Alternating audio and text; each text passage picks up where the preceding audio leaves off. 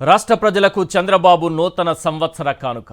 ఏ ముఖ్యమంత్రి ఇవ్వని కానుక, ఏ రాష్ట్ర ప్రజలు కోరని కానుక.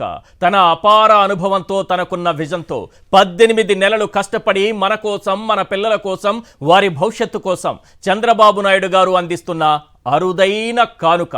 ఒక్కసారి స్క్రీన్ పైన చూడండి. రైట్, ఇదే మన రాష్ట్రానికి చంద్రబాబు నాయుడు గారు అందిస్తున్న అద్భుతమైనటువంటి కానుక. 2026కు 3 లక్షల కోట్ల రూపాయల అప్పుతో ఘనంగా స్వాగతం పలుకుతున్నారు. దాదాపు 3 లక్షల కోట్ల రూపాయల అప్పు మన నెత్తిన పెట్టి ఘనంగా 2026కి స్వాగతం పలుకుతున్నారు మన ముఖ్యమంత్రి గారు.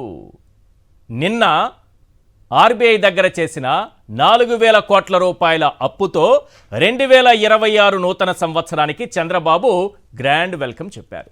18 నెలల్లో 2,93,000 కోట్ల రూపాయల అప్పు చేసి ఆల్ టైమ్ రికార్డు సృష్టించారు.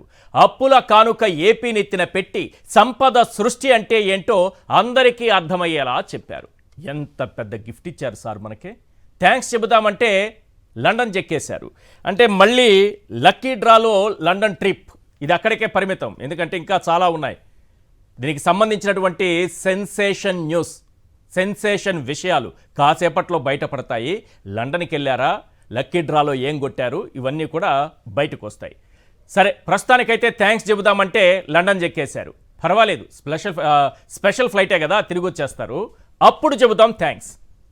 రైట్, ఇప్పుడు మనం చంద్రబాబు నాయుడు గారు ఈ 18 నెలల కాలంలో చేసినటువంటి అప్పు 3 లక్షల కోట్ల రూపాయల అప్పు. ఈ 3 లక్షల కోట్ల రూపాయల అప్పుకు సంబంధించి ఏ అప్పులు ఏ రకంగా చేశారో ఒక్కసారి స్క్రీన్ పైన చూద్దాం.